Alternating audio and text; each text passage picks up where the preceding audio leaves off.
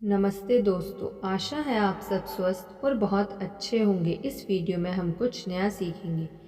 ये video motivational video है। यदि आपको इस वीडियो को सुनने के बाद ऐसा लगता है ये वीडियो आपके किसी रिलेटिव या फ्रेंड के लिए बेनिफिशियल वीडियो है, तो प्लीज़ उसे ज़रूर सेंड कीजिए, जिससे उसको इस वीडियो का बेनिफिट मिल सके। इतिहास के युद्धों और युद्ध कला के अध्ययन में मुझे हमेशा ऐसी स्थितियों ने मंत्रमुग्ध किया है जहां छोटी सेना ने बड़ी सेना को हराया है। हर मामले में मैंने पाया कि संख्या की दृष्टि से छोटी सेना आक्रमण और अमल की योजना में अधिक संख्या वाली सेना की तुलना में ज़्यादा व्यवस्थित, सुनियोजित और सटीक थी। इसी तरह अगर आम आदमी के पास समस्या सुलझाने का सही सिस्टम या नुस्खा हो, तो वह ज़्यादा बुद्धिमान या उच्च शिक्षित ऐसे लोगों से आगे निकल सकता है जो बिना किसी विधि या योजना के अपनी समस्याएं सुलझाने की कोशिश करते हैं। विचार मंथन और सुनियोजित नीति, ये दो विधियां आपको जीवन की अपरिहार्य समस्याओं और मुश्किलों पर विजय पाने में जबरदस्त लाभ पहुंचाती हैं। हमेशा कागज पर सोचें, चीज़ों को लिख लें। जब आप लिखते हैं तो मस्तिष्क और हाथ के बीच कुछ होता है। आपको शामिल मुद्दों के बारे में स्पष्टता और समझ का ज़्यादा एहसास होता है। आप बेहतर सोचते हैं। आपकी अनुभूति पहले से ज़्यादा पैनी हो जाती है। जब आप किसी चीज़ के बारे में सोचते हैं तो निर्णय लेने से पहले हर चीज़ को लिखने से आप दरअसल ज़्यादा स्मार्ट और रचनात्मक बन जाते हैं। आप एक बहुत ही सशक्त रचनात्मक सोच का अभ्यास कर सकते हैं, जिसे परिस्थिति नियोजन कहा जाता है। परिस्थिति नियोजन करते समय आप जीवन के खेल में कई कदम आगे तक सोचते हैं और कल्पना करते हैं कि भविष्य में क्या हो सकता है।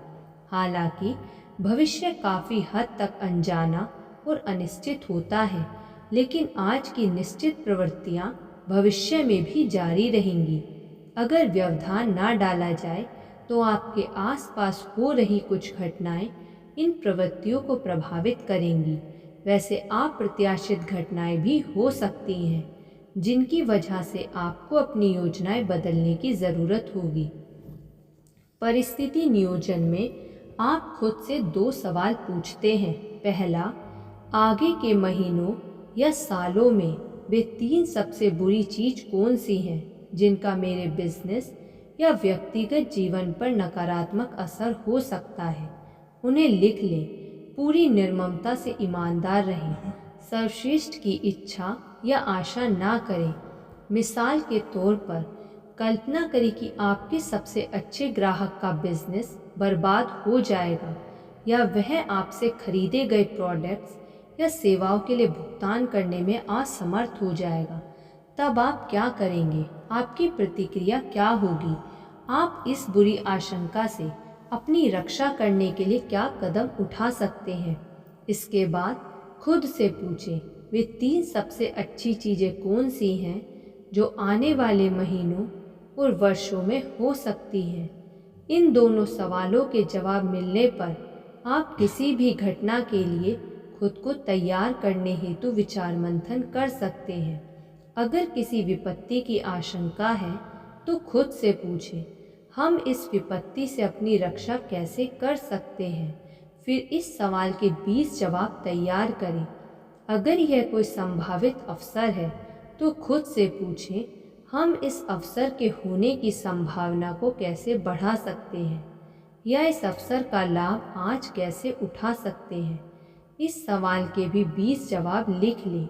जब आप खुद से सवाल पूछते हैं तो आप बिजली की चिंगारी की तरह विचारों और ज्ञान को प्रेरित कर देते हैं। आप इन प्रमुख सवालों के बारे में जितना ज़्यादा सोचते हैं, अपने अति चेतन मन को उतना ही ज़्यादा प्रेरित करते हैं कि यह आपको ज्ञान और प्रेरणा की कौंध प्रदान करे, जिनसे आप अवसरों को जकड़ने या खतरों से बचने में समर्थ हो जाएं। आपके व्यक्तिगत जीवन दर्शन का एक बहुत महत्वपूर्ण हिस्सा विकल्प तैयार करना है। नियम यह है, आपके पास जितने ज़्यादा सुविकसित विकल्प होते हैं, आप उतने ही ज़्यादा स्वतंत्र होते हैं। अगर आपका लक्ष्य सुखी, सफल और स्वतंत्र बनना है, तो आपके पास विकल्प होने चाहिए। हर स्थिति में आप जो कदम उठा सकते हैं, वे एक से अधिक होने चाहिए। आप कभी भी किसी ऐसी जगह पर ना फंसे जहां आपके सामने सिर्फ एक ही राह खुली हो। जब आप अपना पहला काम करें, पहला निवेश करें या जीवन के किसी भी हिस्से में शुरू करें, तो आपको तत्काल उसका कोई विकल्प खोजना शुरू कर देना चाहिए, ताकि किसी चीज के गड़बड़ होने पर दिक्कत ना हो। बिस्मार्क की शोहरत यह थी कि वे अपनी मुख्य योजना पर सौदेबाजी शुरू करने से पहले ही बैकअप योजना बना लेते थे। यह प्लान बी या बिस्मार्क प्लान के रूप में मशहूर है। आपके पास भी अपने व्यावसायिक और व्यक्तिगत जीवन के प्रमुख हिस्सों के लिए प्लान बी हमेशा होना चाहिए। आपका प्लान बी क्या है?